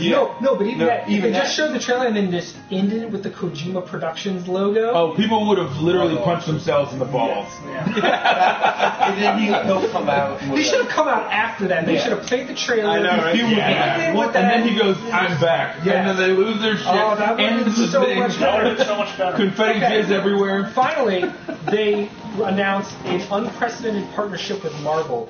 And here's the kicker: we don't know how far this partnership goes. How deep? Yeah. Right. Because they announced an exclusive I wanna Insomniac Games made Spider-Man open world game, not based on the movie. It's not going to follow the plot of Homecoming. It's No. going to be based in that universe. Yeah. It's going to take place in the MCU. I think it- Which hopefully that's not the outfit in Homecoming, because I don't like that Yeah, giant it white wouldn't surprise spider. me. It The wouldn't white surprise me. is very disconcerting at first blush. Yeah. But but he already had It's not super bad, but it doesn't look right for a It's a movie. superhero game, and they've already confirmed different skins, so you're not held to yeah. it. Yeah, because they already established. The I like that they already are doing the eyes from the movie. Yeah. Oh, this is the other game I was excited about. Yeah. Oh yeah, I'm totally excited about the Even, game. I even just, the the kind costume was like the kind of free running he had through the office cafe. Yeah. Now, I forgot. Shit. Mine. Fart. I forgot. Mind freak. So it was really cool to see that, and Insomniac announced that the footage was running in real time, and Yeah. not on a Neo. It was running on a regular PS4, and it's their largest team ever working on a game. Yeah. I think, like, whenever Sony and Marvel made a deal for whoever how many movies Spider-Man's going to be in, that's how many games. Probably. Yeah. Yeah, probably so. We'll see if they, because Marvel did announce that this new Spider-Man PS4 game is only the beginning of their new push into gaming, because Marvel's been absent from gaming since Marvel Ultimate Alliance. Yeah, that true. pisses me off because they could have made Marvel Ultimate Alliance 3. And that could have been Civil War. Exactly. Yeah. Even though it was War. Civil Wars 2, but 2 was garbage. Okay. No, it could have been just something based off the Marvel Cinematic Universe. Know what Just something. know what people are hoping for now? Since Disney is now selling off the licenses to their properties instead of internally making the games, you know what can happen again? Marvel vs. Capcom 4. Ooh. The reason that game got scrapped was because Disney owned the rights and was going to develop their games internally. That would be nice. And then they ended on a demo of Days Gone. Yeah. And the interesting thing about that is why they ended on that. And that is because Red Dead Redemption 2, or whatever they're going to call it, was supposed to be shown by Rockstar, but because of the events of the Orlando shooting and the trailer featuring a shootout at a bar, saloon, whatever, Yeah, timing just they wasn't pulled it and will be unveiled on the 19th next week. Okay. Which is gonna be good. So, based on that whole Orlando shoot tragedy thing, I'm assuming that most people that listen to this are nerds, video game people, whatever. You could go to GameStop. You can actually donate 50 cents or whatever to this tragedy. And Yeah, you can do it online as well. Yeah. So, Yeah. go out and do And it. our good friends at Bonafide Truck are donating proceeds of their food to Orlando victims. So Yeah, that's that's good for nice. them. It's nice. Stand up and be the change so- in the world. You of Sony Conference? I give him an A. A minus, like Microsoft. A minus. Yeah, solid A. I give it an A minus as well. They The only fact get that just like Microsoft, they had a couple of their games were gameplay trailers that they Yeah. announced last year, like Detroit and Horizon and stuff like that. yeah, But and they got a little few off for the Skylanders thing for me. Right. Otherwise, it would However, lots. unlike the problem was, like, this is unfortunate because Microsoft would have had a great, it had a good show, but a better show if there were surprises. Yeah. Sony had surprises. God of War, Yeah. Resident Evil 7, Yeah. Crash They only had Trilogy, one. Spider-Man, Days Gone. Yeah. Like, there was a lot. these games came out. Kojima. Kojima So alone. a lot of that, and it was just like last year where they surprised people with Last Guardian, Final Fantasy 7, and Shenmue and they- because no one expected those. They Yeah. weren't leaked. And they got bonus for me for coming out after all the other conferences and just going, here's game, Instead of little talk. bit of talk, game. All right, and we know we're going to end it because on the shortest one because there's just not as much to talk about. We are going to end on Nintendo because they had a Treehouse stream, and that about wraps it up. Let's just talk about the real thing. It's Zelda. Zelda's great. Yeah, looks good. But before we get into Zelda, I'm going to talk about the brief other things they unveiled. One was a brand new 3DS RPG called Ever Oasis, which looks like it plays like old school like Secret of Mana type stuff, but in an open world action RPG. After that, where is it? I have the information here. They announced they showed off the new Paper Mario game. Yeah. They showed us some new stuff about Pokemon Sun and Moon.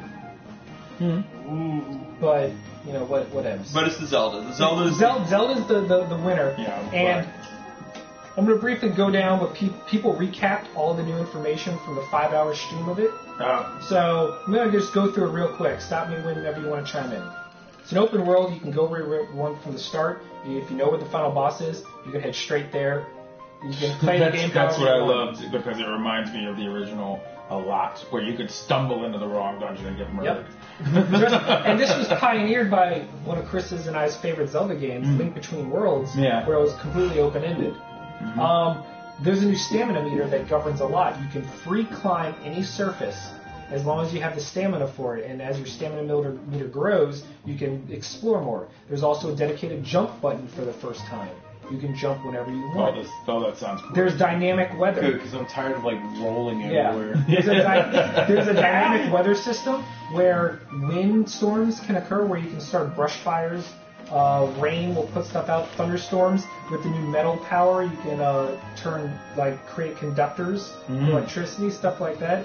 Temperature plays a role. Areas that are too cold or too hot, he'll take damage unless he gets better clothes or builds a fire or uses torches. That sounds great. Do you know if are there any other people? Because he looked very solitary. Yes, they actually confirmed. They pulled all NPCs and towns from the demo because of spoilers. Oh, okay. The game has several towns and hundreds of NPCs that will be because it looked a little bit like a survival They alone pulled game. everything out of the demo because they didn't want anything spoiled. Okay.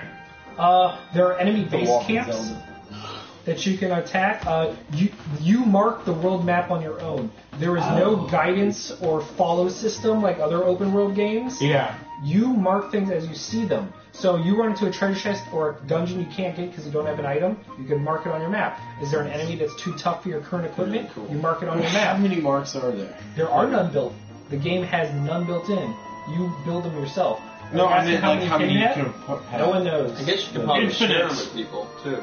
That would be probably the E3 demo was only the plateau area, and it took about a couple hours to explore fully. 2% of the game. That's insane. There would be towns and NPCs, but they were removed. Giant physics-based playground. Everything is governed by the physics. You can cross chasms by chopping down trees, roll boulders down hills. Fire acts like fire based on weather and wind and stuff. You can obtain a hand glider early in the game and use hot air to lift yourself up. One item is the magnet. It allows you to manipulate any metal in the world. If you see a metal box that you can't break with your sword, you pick it up and crush it against the environment. You can throw your sword on the ground, pick it up with the magnet, and attack people from a distance with your sword. You have an ability called stasis that freezes an object in time. And then you can attack it with kinetic energy and shoot it off like a rocket when you reestablish time. That's cool. You have an ability to raise water pillars, and you get two kinds of bombs. You get two different types of bombs, one that you can roll and one that stays in place, and they are unlimited from the get-go. Oh, crazy. Wasn't there a game that had unlimited bombs? Don't know. Maybe Skyward Sword? No, it was Zelda one. Link Between Worlds, because it was stamina-based. Yeah. Okay. Combat similar to Wind Waker or Twilight Princess, but with new options, because this game has full equipment. With weapons and swords that you equip, they give you better stats that affect your outlook, that affect your tolerance to weather, and there are some enemies that just can't be beaten by your early weapons. And also there's a durability system that showed earlier when you had a rusty broadsword that you found that broke after a couple hits. Yeah. And you can also scavenge and get items to heal. You can craft. My favorite thing about this game is they removed tutorials and the stupid, the other Zelda games where every time you gained a ruby from a chest, it was like, this is worth 20. I'm like, no shit. Yeah, You told me that the last 500 times I opened a chest. I don't need to know that every time. You know, they realize that gamers don't need their hands held for long. This sounds like Legend of Zelda, The Witcher. Basically, enemies have alert states like Metal Gear Solid. they showed this really cool thing where enemies will be doing their own thing, and when they see you, they'll scramble for weapons. There's just a lot of cool things, and they talked about the creation of this game. It's being developed by a young team.